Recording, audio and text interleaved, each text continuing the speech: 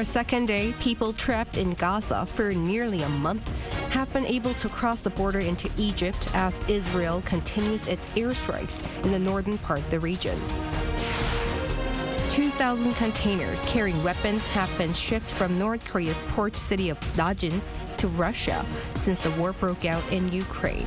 The South Korean military speculates that as many as 1 million artillery shells have fallen into the hands of Russia.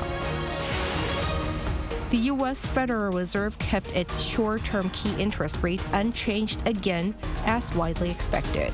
Chairman Jerome Powell hinted that the Fed was edging closer to the end of its rate hiking campaign.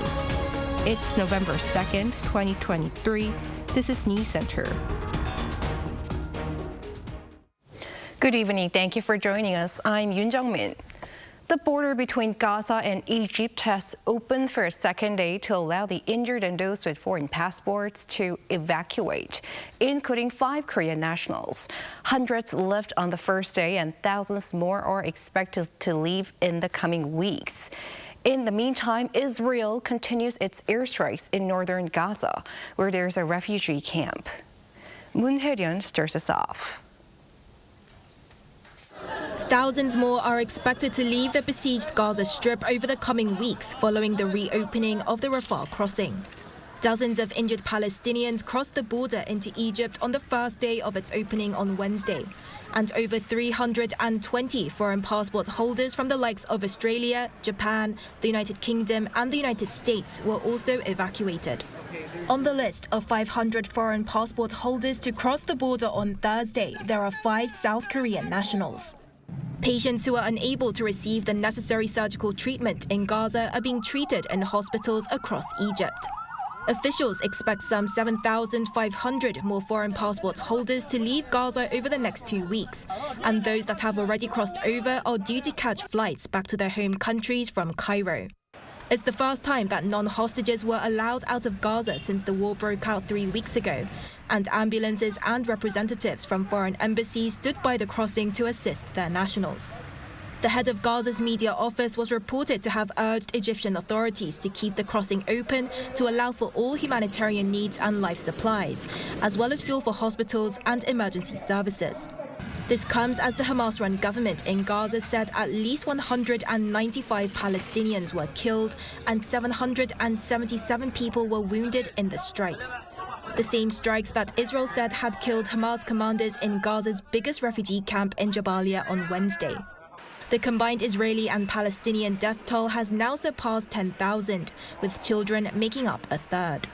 Global leaders and high-ranking government officials are stepping in to minimize civilian casualties, including U.S. Secretary of State Antony Blinken, who's due to visit Israel on Friday to meet with Israel's Prime Minister. The head of the United Nations Palestinian Refugee Agency was reported to have crossed into Gaza to meet with staff and described the current situation as unprecedented with unsanitary living conditions. Moon Hae-ryun, Arirang News. South Korea's military officials say North Korea shipped some 2,000 containers of weapons to Russia for use against Ukraine. In addition to hundreds of thousands of artillery rounds, there are signs that Pyongyang might have also provided Moscow with short-range ballistic missiles. Our defense correspondent Chim Min-jung reports. South Korea has also accused North Korea of shipping military equipment to Russia, following similar accusations recently made by the U.S. and Ukraine. A military official on Thursday said that it estimates a total of 2,000 containers have been shipped to Russia from North Korea's port city of Najin, close to the border with Russia. The official explained that the containers are capable of loading more than 200,000 rounds of 122mm artillery shells and over 1 million rounds of 152mm shells. Apart from rocket launchers, shells, and artillery, the military also noted that there are indications of the transfer of short-range ballistic missiles. The official also noted that there have been indications of the North's supply of weapons to Russia even before Kim Jong-un visited Russia in September, as their arms trade via sea has picked up pace since August. The military anticipates that in return for weapons, North Korea will likely gain Russia's assistance in satellite technology, potentially to prepare for its third attempt at launching a spy satellite. The North may also receive necessities like food and fuel to get through the upcoming winter. The two sides are also anticipated to discuss potential joint military exercises in the future. South Korea is calling for the immediate halt of the arms transfer, saying it is a clear violation of UN Security Council resolutions and seriously threatens the peace and stability of the Korean peninsula and the world. Choi Min-jang, Arirang News. South Korean President Yoon is expected to push for global cooperation to develop new standards to govern artificial intelligence, which 28 governments, including the UK, the US, and China, on Wednesday agreed could be catastrophic to the world if not managed properly.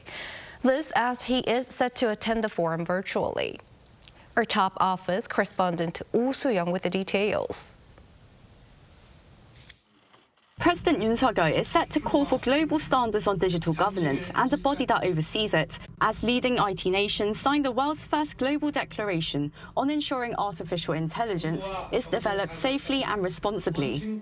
South Korea's presidential office says Yoon will attend day 2 of the first AI safety summit being held in Bletchley Park, southeast England, during which 28 governments, including South Korea, the UK, the United States and China, penned the so-called Bletchley Declaration.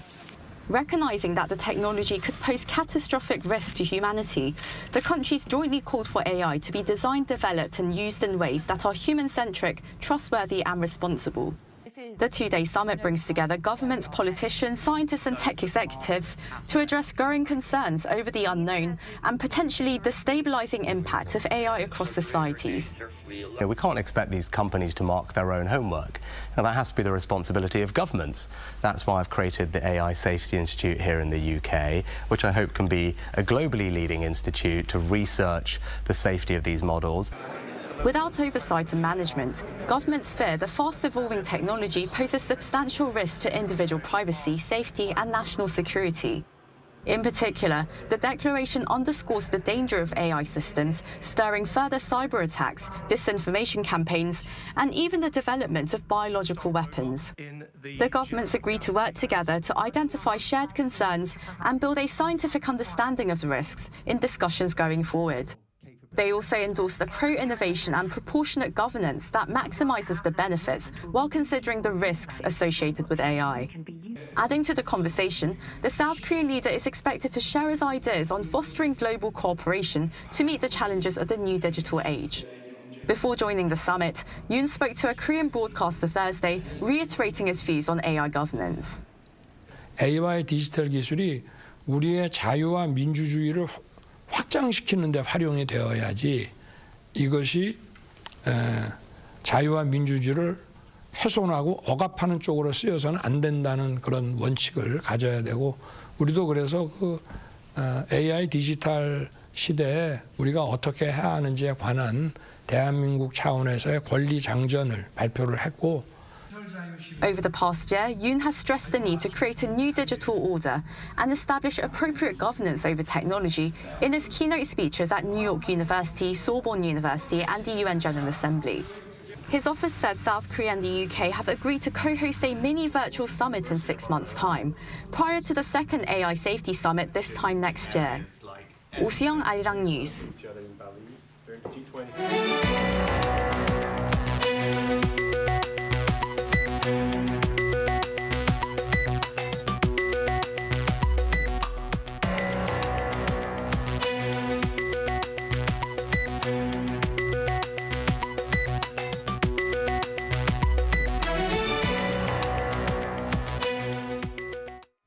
As largely expected, U.S. policymakers are keeping their interest rates steady for a second straight session amid the resilient American economy. Chairman Jerome Powell hinted that the Fed was edging closer to the end of its rate hiking campaign. An Sung-jin explains its implications for Korea. The U.S. Federal Reserve has decided to maintain interest rates in the 5.25% to 5.5% range. This was the second consecutive meeting after September where the FOMC held rates steady at a 22-year high. The decision is mostly attributed to a slowdown in inflation as the Consumer Price Index recorded an on-year decrease, while the U.S. economy has been growing at a constant pace over the past month, potentially increasing the growth rate to the 2% range. An increase in the government bond rates also reduced the need for additional interest rate hikes by the Fed as borrowing costs for households and businesses rose. Recent indicators suggest that economic activity has been expanding at a strong pace and well above earlier expectations. The Fed's second straight pause follows a series of rate hikes over the previous year and a half, including 4 in 2023, as the committee fought to tame high inflation. Though inflation has cooled since last summer when prices peaked at a high unseen in nearly 4 decades, inflation is still lingering above the Fed's target of 2% per year, hinting that a future hike may be needed. The process of getting inflation sustainably down to 2% has a long way to go. We're looking at all those things as we make a decision in December. We haven't made that decision. The latest decision also means that the rate gap between South Korea and the U.S. will remain in the 1.75 to 2 percentage points range, as the Bank of Korea has kept its benchmark rate at 3.5% for nearly a year. This rate difference prompts concerns over the South Korean won-U.S. dollar exchange rate, as inflation remains high in South Korea due to an increase in the price of petroleum and agricultural products. As the US froze its interest rates, the burden caused by the difference has been somewhat reduced. But even so, the gap is not small. So if this extends, there will be a lot of risks like capital outflow, with the US becoming more foreign investment friendly. He also added that the interest rate gap would not last forever, which is why it is necessary to also watch for increased household debt ahead of the upcoming central bank meeting. As the U.S. has maintained its interest rate, there is a high chance that the Bank of Korea will also hold its rate. However, as the responses for increased inflation and higher debt differ, this may change how the benchmark rates for the two countries will unfold. An Sung-jin, Arirang News. Consumer prices in Korea last month accelerated 3.8%, the highest in 7 months due to oil and farm prices. Relevant authorities vow to seek ways to keep prices in check. Park Go-nu reports. South Korea's consumer prices saw another on-year jump in October. According to Statistics Korea on Thursday, the consumer price index, a key gauge of inflation, increased 3.8% on-year last month. That was the third consecutive month it has seen a rise of over 3%. The numbers surged even more in October as costs for agricultural goods, industrial products, services, and energy all went up. While petroleum product prices have been dropping since July, a shallower fall in October has been attributed to higher consumer prices overall. Agricultural goods unexpectedly saw the biggest percentage rise since May 2021, jumping 13.5%. Normally, costs of agricultural goods, especially vegetables, tend to fall in October from September as weather conditions ease. But it was different this year due to abnormal temperatures. In an emergency economic meeting held on Thursday, Finance Minister Chu Kyung-ho also mentioned consumer prices, which are expected to go down at a slower pace due to factors including geopolitical risks and abnormally low temperatures. But he also said the government will prioritize stabilizing consumer prices. And with kimchi making season approaching, he spoke of ways to keep the price of ingredients under control. We will do our very best with discounts and expanding supplies to keep kimchi making costs lower than last year. He promised the largest ever package to keep the price of kimchi making ingredients stable, pledging some 24.5 billion Korean won, or roughly $18 million in monetary support. Also, to relieve the burden of living expenses, he said the government will give out energy cost discounts and cashback to lessen heating bills, particularly for vulnerable social groups. Park Go-nu, Arirang News. South Korea's Asiana Airlines has decided to sell off its cargo business, clearing a major hurdle for its proposed takeover by Korean Air. The country's second-largest air carrier said on Thursday that its board had agreed on the plan to sell its cargo business that will help Korean Air win the European Commission's approval for the takeover.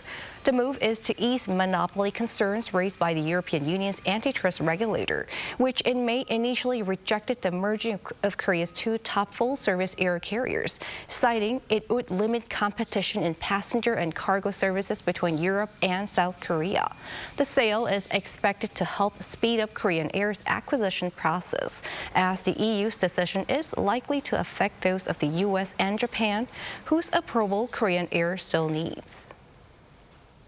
Today, South Korea and the OECD launched a cooperative mechanism called the Asia Public Service Network to synchronize cooperation in human resources management in the Asian region.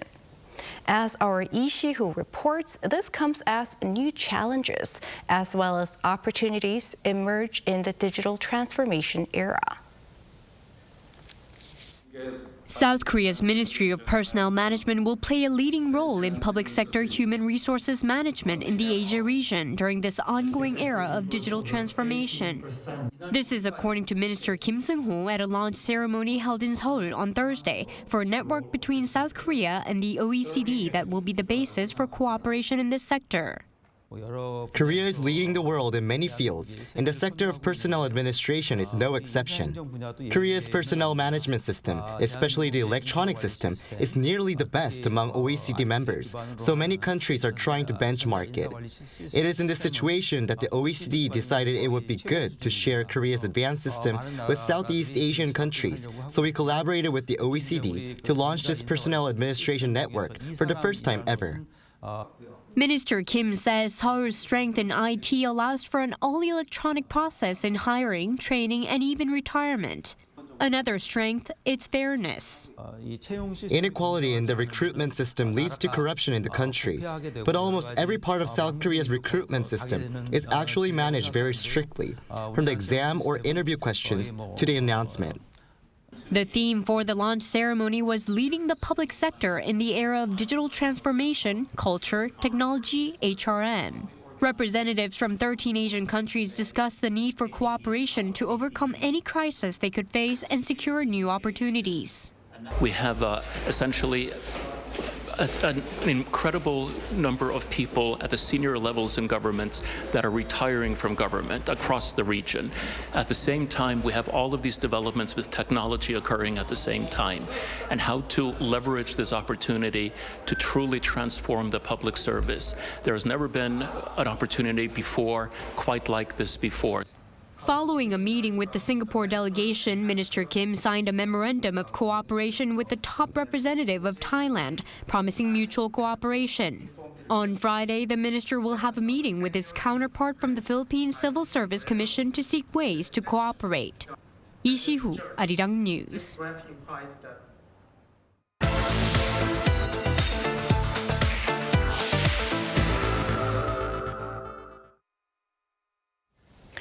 The Middle East region holds a significance not just in terms of geopolitics, but for the economy and trade. It's in line with this that South Korea is eyeing this region for business opportunities, particularly in the wake of President Yoon's recent trips to Saudi Arabia and Qatar. For more, our economics correspondent Lee Soo-jin joins me in the studio. Welcome, Soo-jin. Good to be here. First of all, what does the Middle Eastern market mean for Korea? Well, currently the interest in the Middle Eastern market is very high at the moment. The government has won a total of $79.2 billion worth of MOUs and contracts there over the past year. And this comes at a time when South Korea's trade volume with the Middle East greatly exceeds that of the world. As you can see in the graph here, South Korea's trade volume with Saudi Arabia, the UAE, and Qatar jumped 63.1% on year in 2022 compared to the 12.3% increase with the world. And one expert says that at a time when South Korea needs to find new trading partners, the Middle East is an ideal candidate. They decided to reconstruct their economic structure from oil-producing country to high-tech countries like South Korea. For that purpose, they need Korean companies' experience along with high-tech technologies. This also raises hopes of a second Middle East boom. The first mostly involved construction orders, but as the Middle East seeks to transition into a post-oil era, the second includes new industries and renewable energy. I see. And tell us what companies here have been doing. So we were lucky enough to visit a company called Planty Farm based in Gyeonggi-do Province. It's already secured deals, and it's in a major new industry that the Middle East is seeking to grow, smart farms. Planty Farm became the first company from Korea to build a smart farm in Kuwait, and more recently formed a joint venture with a UAE firm to begin construction on one. Countries in the Middle East are taking a special interest in South Korea's smart farming technology, as it's one of the most water-stretched regions in the world. These plants, grown on vertically stacked racks, don't need natural sunlight, soil, or water, thanks to the LED grow lights and sensors that control water pH and humidity levels. The company says that the Middle East not only has one of the fastest growing markets in the world, but its interests also align with smart farm companies, as it's currently facing various food security challenges. But there's still much left to do. We need to keep doing market research to find what people need, and right partner and customer also need to keep developing, expanding our lineup. Most of Korean agtech companies are relatively small businesses, so they need financial support, such as government assurance loan and government support fund. There are also many business opportunities for domestic companies in the renewable energy field as Middle Eastern countries prepare for the post-oil era. All three of South Korea's biggest trading partners in the Middle East, the UAE, Saudi Arabia, and Qatar, have plans to bolster their renewable energy sources. Sujin, then what should be done from here to make sure these business opportunities and all these investment pledges actually bear fruit? Well, the expert I talked to said the signing of MOUs actually indicate a strong interest in doing business with South Korea. But there needs to be further steps for it to lead to contracts that will create real economic value.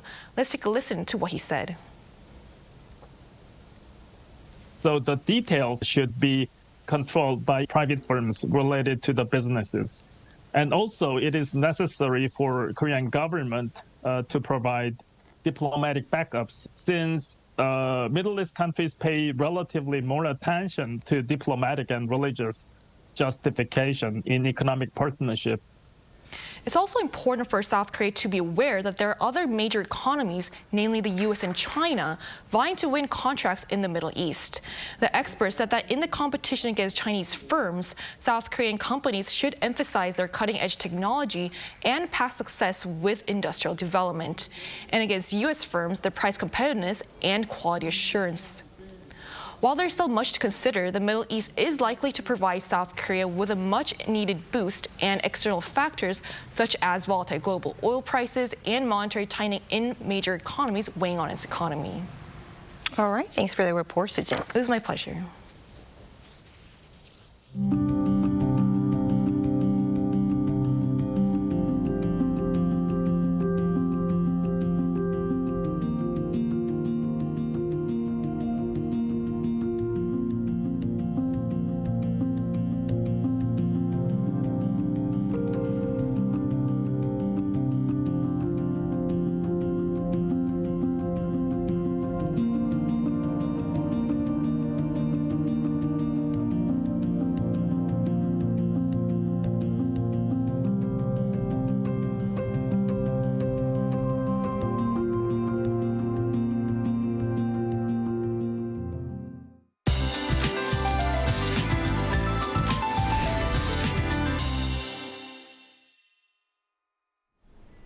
It's hard to believe that we're in the month of November, taking into account that weather conditions are this warm.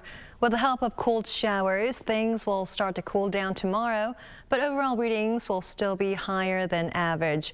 So we'll see highs of 21 degrees Celsius, while southern regions will still be warm as today. Places like Pohang will be extremely warm at 25 degrees. Long spells of showers are in the forecast, which will last until next Monday. As for the amount of rainfall, the Seoul metropolitan area in Gangwon-do province will see 5 to 20 millimeters. Chungcheong-do province 5 to 10. Jeollado provinces can expect about 5 millimeters. Gusty winds are forecast for most inland regions tomorrow. For regions with higher elevations, such as mountainous areas of Gangwon-do province, winds will be gusting as fast as 20 meters per second. Morning temperatures in Seoul and Busan will be starting off at 17 degrees Celsius. As for the daily highs, Seoul will get up to 21 degrees, Gwangju 24, Gyeongju will be warm at 26 degrees. After the rain, temperatures will take a steep dive next week. On Tuesday, early winter-like conditions are expected. That's all for now, and here are the weather conditions around the world.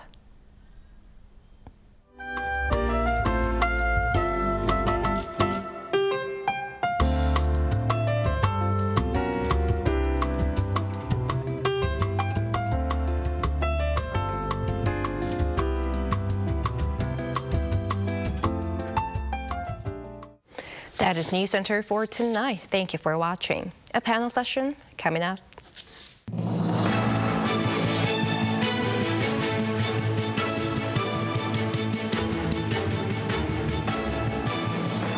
하나, 둘, 셋.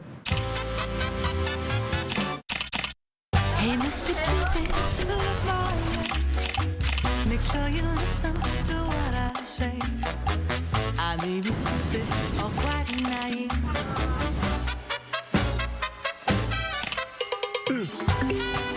끝없이 쏟아지는 포토스팟. 휴대폰 한 대로 감당할 수 있겠니? Arrow straight through my heart.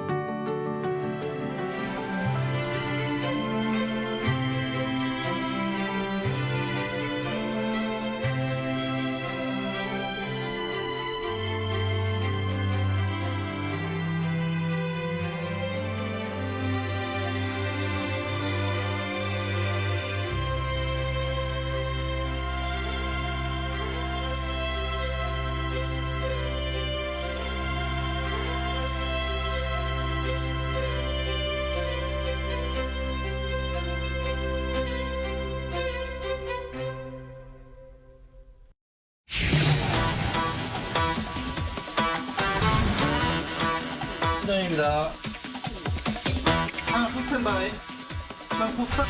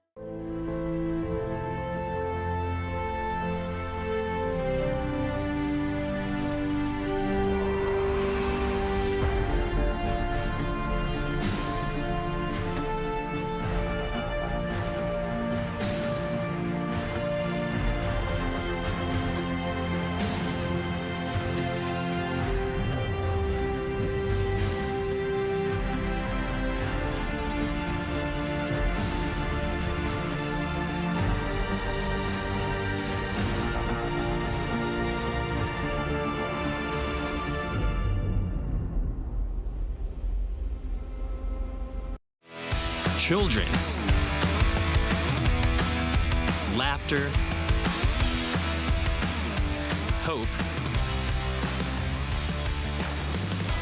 dream. K-animation belongs in them.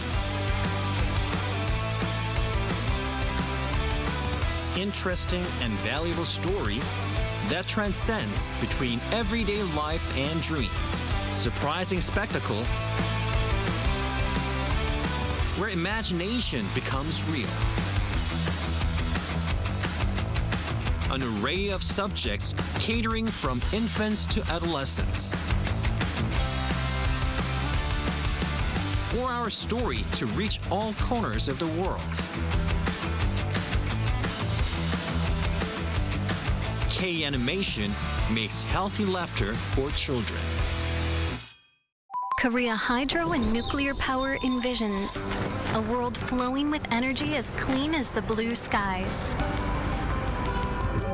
where we can enjoy energy without worrying about the planet. by finding new alternative sources to achieve carbon neutrality through clean, carbon-free energy. KHNP is creating a new future for a carbon-free world. Korea Hydro and Nuclear Power.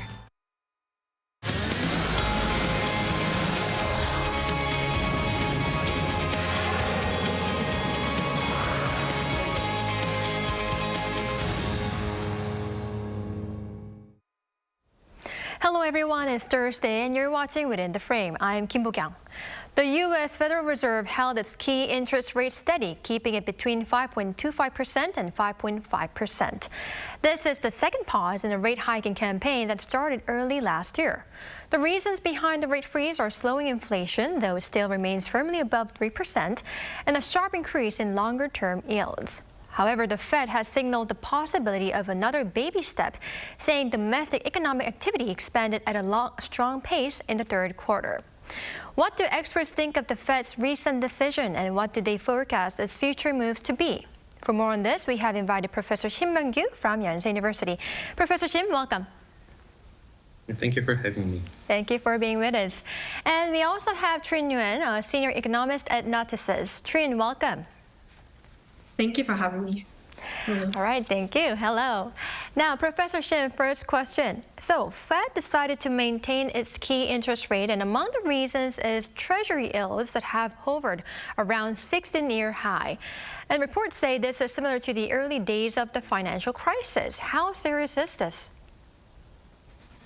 Yes, it seems to be a serious situation. So if you look at the data, it is quite easy to see that the current yield on the Treasury securities is still high. In particular, the yields on the U.S. Treasury securities at 10-year and 30-year maturities are all above 5%, which are at their highest levels during the last 15 years. The yield on the same security was slightly higher than 5% during the middle of 2007 when the financial crisis hit the U.S. economy.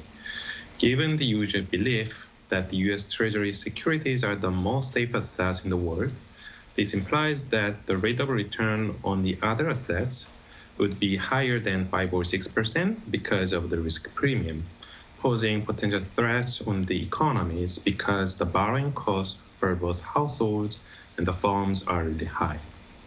Right, I see. It is a serious situation indeed. And Trin, I'd like to ask you about the reason behind such a swift run-up in the long-term Treasury yield. Many reports say this is because of the so-called term premium. What is this?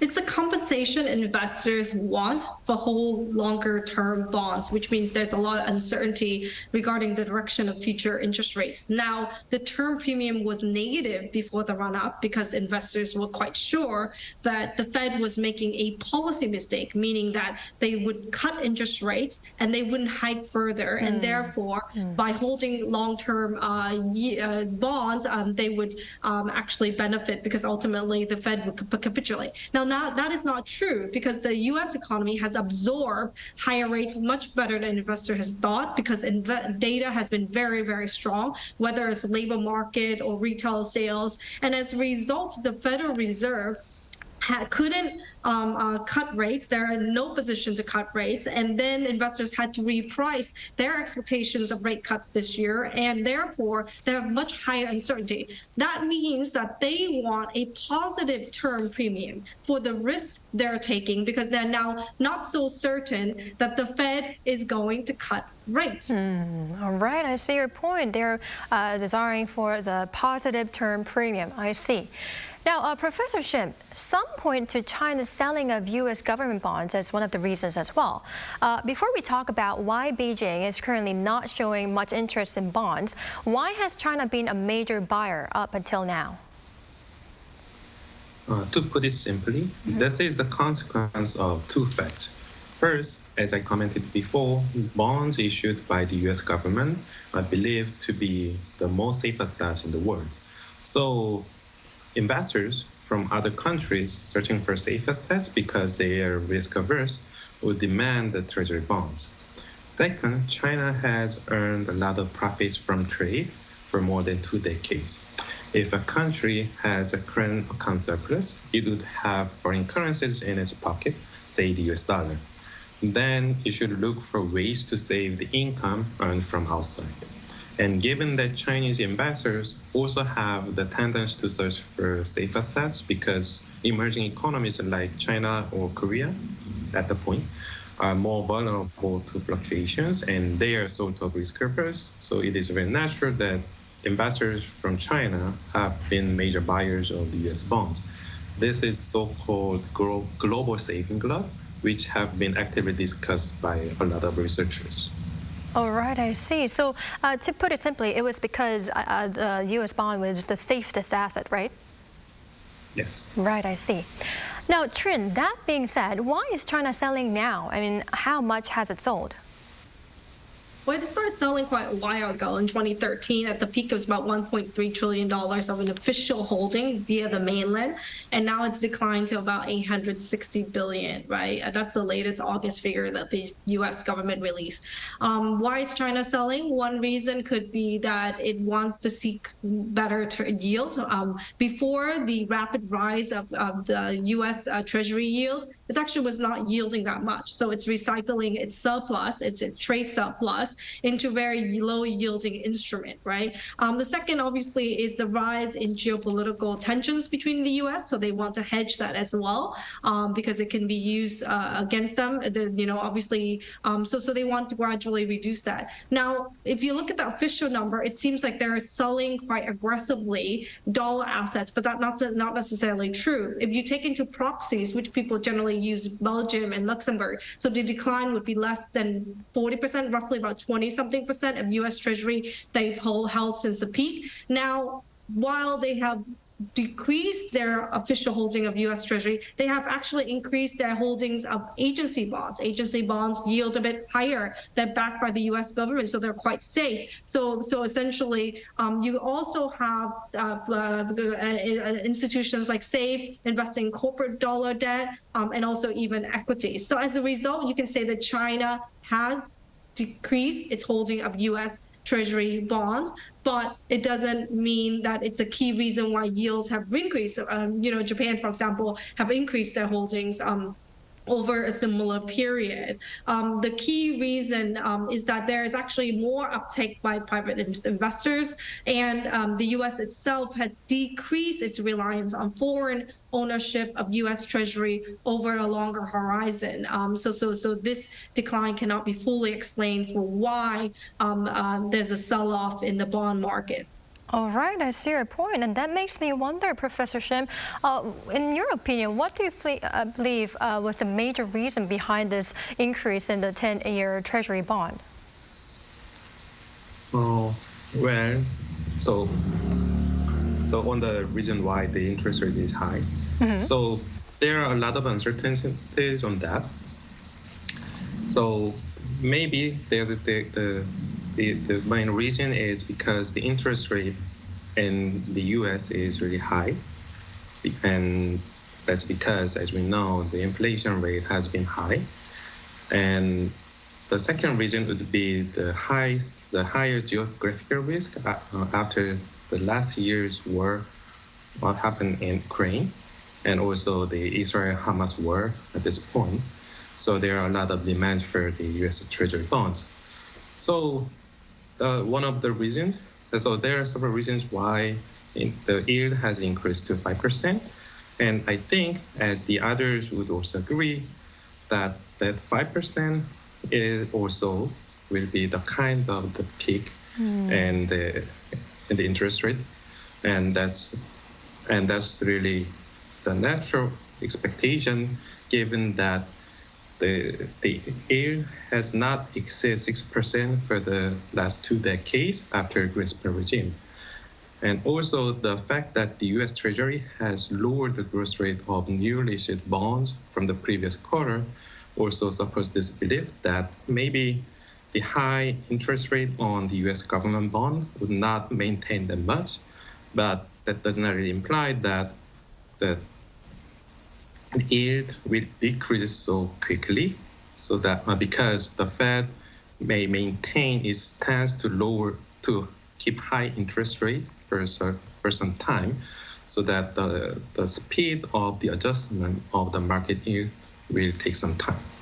Will not be there. Right, I see. So, Professor Shim, you are saying that you believe it has reached a peak, but it might need some more time to be adjusted, right? Yes. All right, I see. Now, Trin, let's also talk about some other factors that affect the Fed's rate decision.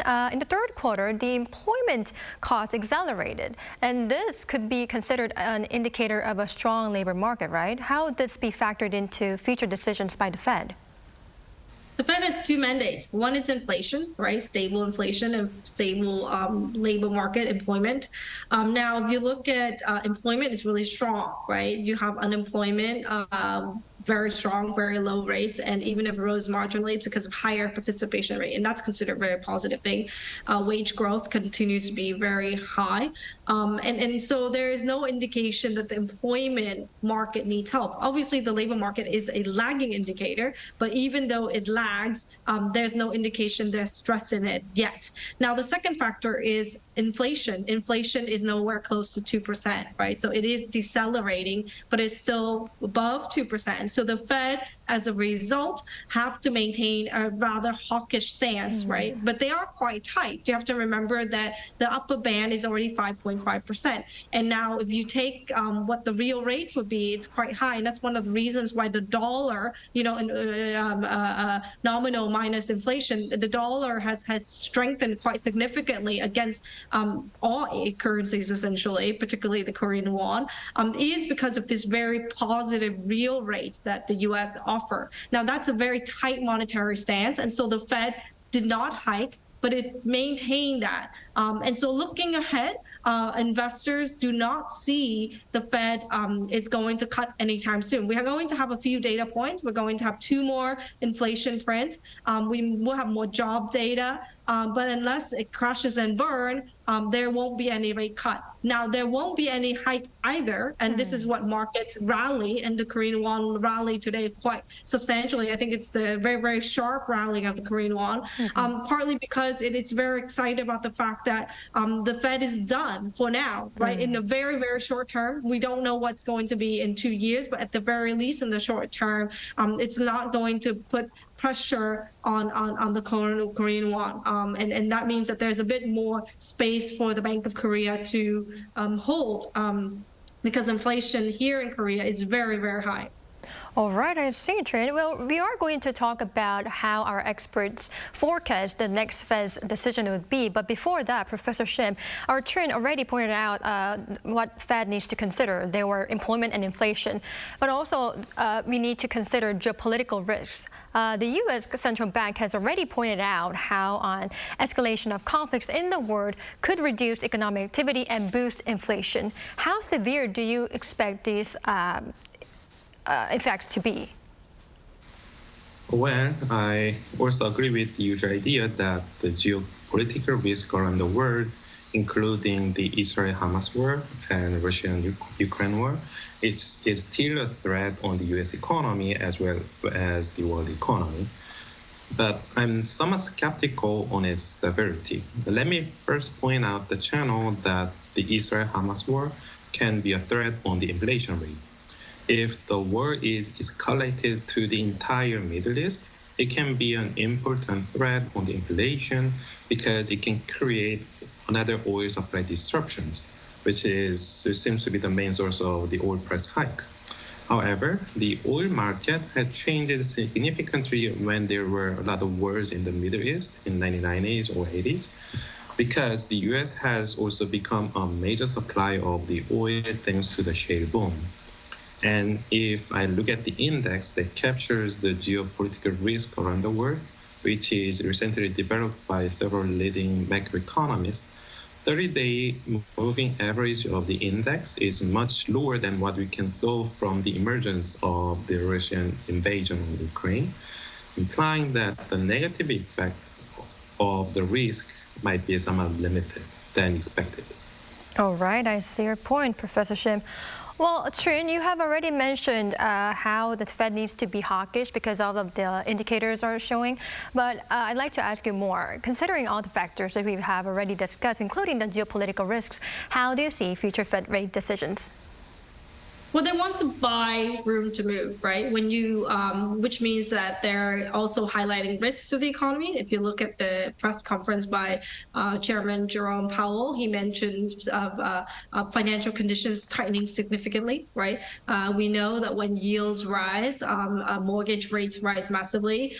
When yields rise, it leads to lower demand of loans. It leads to lower disposable income because people are paying more debt because cost of debts to rise, and so on and so forth. So the pass through to the economy means that it's going to suppress demand, and that acts with a significant lag. Monetary policy acts with a significant lag. So we have yet seen weakness in the U.S. economy in hard data. We do have some soft indicators that show some weakness. And so what he's doing is that he's paving ways in which that he's going to pause and he's going to maintain some tightness to say that actually he's fighting inflation by maintaining rates at 5.5% for the upper bound, while at the same time he doesn't want markets to get excited and price in any cuts, right? Because when markets price in cuts, it's causes the easing of financial conditions indirectly as equities rise and so on and so forth, and people expectations of longer term rates start to decline, and that goes against what he's trying to do. So he wants to wait for a few more data points to then move forward. So as a result, we think that they're going to err on the side of caution and hold interest rates in the short term, meaning towards the end of 2024, the December meeting, and also in the first quarter. And the signs of weakness will come likely in the end of the second quarter. And this is when we're going to see some change of market expectations. All right, I see your point, Trin. Well, Professor Shim, I'd like to ask your opinion as well. What do you believe Fed's decision should be for December and on year? So on the Fed actions. So I totally agree with her idea that the Fed has a lot of things to watch, and including the geopolitical risk and also the labor market as well as the housing market. So closely looking at all this kind of index like the labor cost and the current inflation and the situations happen, the current situation in the Middle East, the Fed has to look at those, and hence we really don't know what will happen at some in the future. But what we can really expect is that the Fed will wait, as it did today, to see what happens in the future. So it will act like the wait and see, so that it wants to see a resolution of the uncertainty around the future. But it still has, I think, more rooms to wait, because the a lot of indices like the GDP growth rate and the labor market has not become that worse than expected. So, but inflation rate is also still high. So maybe it still has a room, like the Bank of Korea, that it can wait until it sees the clear sign that the inflation rate will diminish. All right, I see. Well, Professor Shim, since you have already mentioned about Bank of Korea, the Bank of Korea held its key interest rate steady for the 6th consecutive time recently. But consumer prices are still higher than the target rate of 2%, increasing 3.8% in October on year. What made BOK to decide to freeze its rate despite its still high inflation? So it's an important point why the Bank of Korea has not keep increasing its interest rate, although the inflation rate has become high. So I think there are several reasons why the BOK cannot raise the interest rate to fight against inflation. First reason is that the Fed did not really raise its target rate until the current meeting that was done today, giving additional rooms for the BOK to keep the same rate until the Fed make different decisions. Second, related to the first point, as emphasized was by the recent report by the IMF, the level of the household debt in Korea is really the problem. So according to the IMF report, the SR level, which is one of the key targets by the government, was the second highest among the countries that reported the SR last year. And it makes the BOK to hesitate raising the rate because it can really create additional risk on the Korean economy because of the household debt issue that can lower consumption at some point because of the high burden. And the last reason that I think is that compared to the last year, the inflation rate measured by the CPI has become lower, and then gives a kind of relief on the BOK so that they may hold the same interest rate for a while until they see the clear sign that the inflation rate has shown the reversal of the trend that they have seen during the first half of this year. And I think maybe this is that kind of time because the inflation rate has increased again since August. So maybe it has to really think more carefully about the timing that timing to change the interest rate. All right, I see your point, Professor Shim. Well, Trin, some experts say even if South Korea does reach its target rate, it would still face uncertainties as the U.S. would take a much longer time to get to within its target rate. Is this right? Well, I think for Korea, at least we have some respite at the moment, right? So what I think is quite important for the BOK when it considers the external variable, the pressures on the Korean won, for example, has eased a lot since the Fed has held rates. So even if there's uncertainty about when the Fed will cut, at the very least, markets, if you saw today, the dollar has actually declined quite a lot, and the Korean won has appreciated.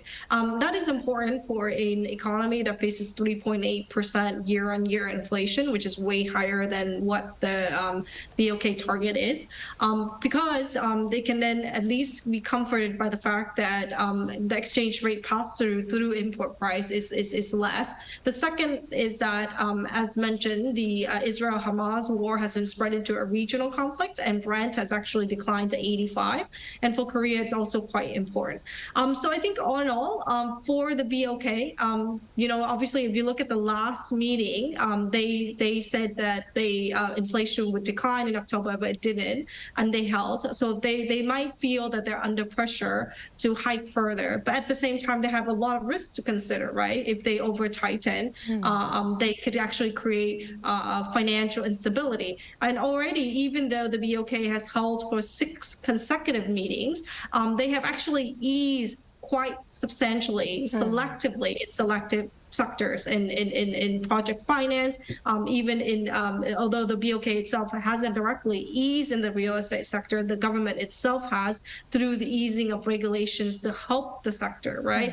And indirectly also through the banks and so on and so forth. And as a result, mortgage rates have stabilized and prices have stabilized. Meaning for the central bank itself, inflation is important, and they haven't managed to get it on target. They're not going to get it on target anytime soon, meaning they have no space to cut. Will they hike?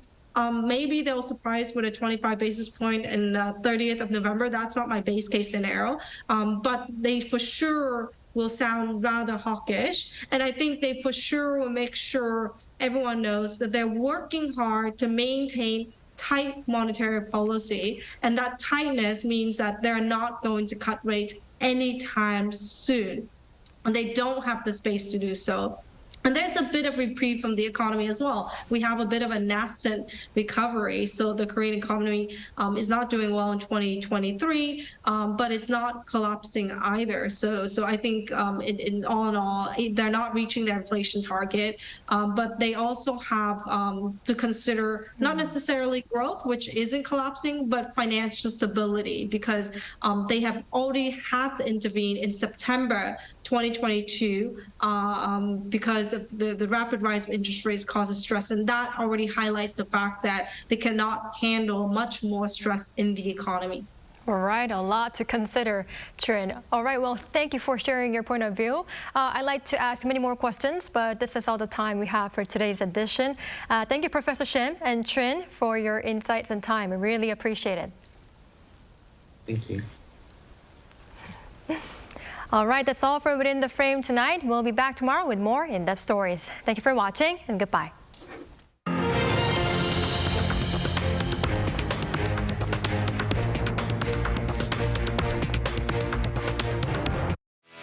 Children's laughter, hope, dream. K animation belongs in them.